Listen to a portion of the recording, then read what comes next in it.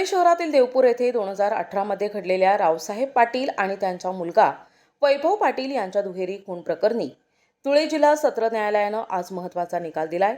या प्रकरणात माजी नगराध्यक्ष बाजीराव पवार यांच्यासह 11 जणांना दुहेरी जन्मठेपेची शिक्षा सुनावण्यात आली। धुळे शहरातील देवपूर येथे 8 जून 2018 रोजी निवडणुकीच्या किरकोळ वादातून रावसाहेब पाटील आणि त्यांचा मुलगा वैभव पाटील या पिता पुत्रांची 5 ते 6 जणांच्या जमावाने धारधार शस्त्रांनी निर्गुण हत्या केली होती। अतिरिक्त सत्र न्यायाधीश जयश्री पुलते यांनी या प्रकरणाचा निकाल दिला। निकाल ऐकण्यासाठी न्यायालय परिसरात दोन्ही बाजूंच्या समर्थकांची मोठी गर्दी झाली होती। या प्रकरणी माजी नगराध्यक्ष बाजीराव पवार यांच्यासह भूपेश वाल्मिक पाटील, हर्षद उर्फ दादू रवींद्र पाटील, जयराज श्यामकांत पाटील, ऋषिकेश श्यामकांत पाटील, दर्शन अंबादास परदेशी, भगवान नानाभाऊ अहिरे, संदीप उर्फ विक्की दिलीप वेळीस, अप्पा उर्फ अर्जुन भगवान अहिरे, गौरव बाजीराव पवार, भूषण बाबूराव कापकर आणि भूषण निंबा पगारे यांच्या विरुद्ध दोषारोपपत्र दाखल करण्यात आले होते। सरकारी वकील देवेंद्र सिंह तंवर आणि सहकारी वकील निलेश दुसाणे यांनी प्रभावी युक्तिवाद केल्याने 13 आरोपींपैकी 12 जणांना दोषी ठरविण्यात आले। मात्र वैभव उर्फ सोनू अरुण पवार यास पुराव्याअभावी निर्दोष घोषित करण्यात आले, तर एका आरोपीची शिक्षा पूर्ण झाल्याने त्याची सुटका करण्यात आली। न्यायालयाने सर्व आरोपींचे म्हणणे ऐकून घेत आज ही ऐतिहासिक दुहेरी जन्मठेपेची शिक्षा सुनावली आहे। हो, मी आज मान्य सत्र न्यायालयाने दिलेल्या निर्णयावर पूर्णपणे समाधानी आहे आणि माझा जो न्यायव्यवस्थेवरती जो विश्वास होता, पोलीस प्रशासनावर जो विश्वास होता, तो आज खरा ठरला आहे। त्यातील काही आरोपी सुटले, 2 जण, त्याबद्दलही थोडी खंत आहे।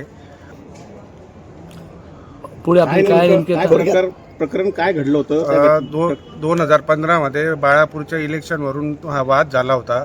त्यानंतर 2018 मध्ये होळीच्या दांडा काढण्याच्या कार्यक्रमावरून परत तो वाद चिघळला। त्यानंतर 7 तारखेला परत वाद झाले। मग नंतर 8 तारखेला ही भयानक घटना घडली। त्यानंतर मी प्रशासनाच्या व कोर्टाच्या विनवण्या करून रीतसर कोर्टात दाद मागितली। वेळोवेळी पाठपुरावा करून मला खूप संकटांना सामोरे जावे लागले। कधी धमक्या आल्या, कधी पैशांचे प्रलोभन आले, पण आम्ही कशालाही बळी न पडता खंबीरपणे उभे राहून या आजपर्यंतचा हा निर्णयचा पाठपुरावा करत राहिलो आणि शेवटी आज आमच्या मनासारखा निर्णय आला आहे। जरी 2 जण सुटले तरी त्याची खंत आहे आम्हाला। त्यांचा आम्ही अपिलात जाण्याची तयारी ठेवली आहे आणि याच्या पुढेही माझ्या जीवाला खूप धोका आहे। काल पण मला शिवीगाळ करत होते, आज पण तुम्ही बघितलं असेल, काल पण बघितलं असेल। सगळ्यांसमोर मला त्यांचे नातेवाईक घरचे शिवीगाळ करतात, आरोपी शिवीगाळ करतात। त्याच्यामुळे माझ्या जीवाचा धोका अजून पुढे वाढला आहे। तरी मी कसली तमा न बाळगता अजून पुढे माझी लढाई ही अशीच चालू ठेवेल। दिनांक 8/6/18 रोजी देवपूर येथील वानखेडकर नगरजवळ बोरसे नगर होते, त्या ठिकाणी मयत रावसाहेब पाटील व त्यांचा मुलगा वैभव पाटील यांच्यावरती बाजीराव पवार यांच्या सांगण्यावरून कट रचण्यात आला होता आणि त्यानुसार दोघांची निर्गुण हत्या करण्यात आली होती। यात एकूण 13 आरोपी होते। 13 आरोपींपैकी 11 आरोपींना डबल जन्मठेपेची शिक्षा मेहरबान न्यायमूर्ती जयश्री पुलाटे यांनी ठोठावली आहे। त्यापैकी एक आरोपी जो होता वैभव उर्फ सोनू अरुण पवार याची निर्दोष मुक्तता केलेली आहे। त्या निकालाविरुद्ध आम्ही हायकोर्टात जाणारच आहे। त्याप्रमाणे विक्की वेळीस याला भादवी कलम 212 प्रमाणे 5 वर्षाची शिक्षा सुनावलेली आहे। दुर्मिळातली केस ही अशी होती की ज्याच्यामध्ये 11 आरोपींना दुहेरी जन्मठेपेची शिक्षा दिलेली आहे। रावसाहेब पाटील हा बाजीराव पवार याने बाळापूर ग्रामपंचायतमध्ये इलेक्शन झाले होते, त्या बाजीराव पवारच्या अगेन्स्ट त्यांनी काम केलं होतं।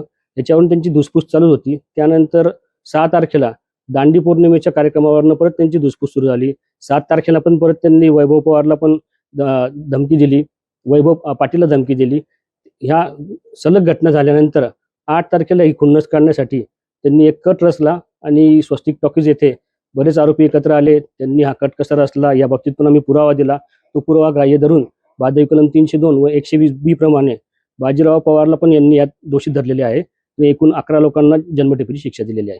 प्रतिनिधी NTV न्यूज मराठी, धुळे।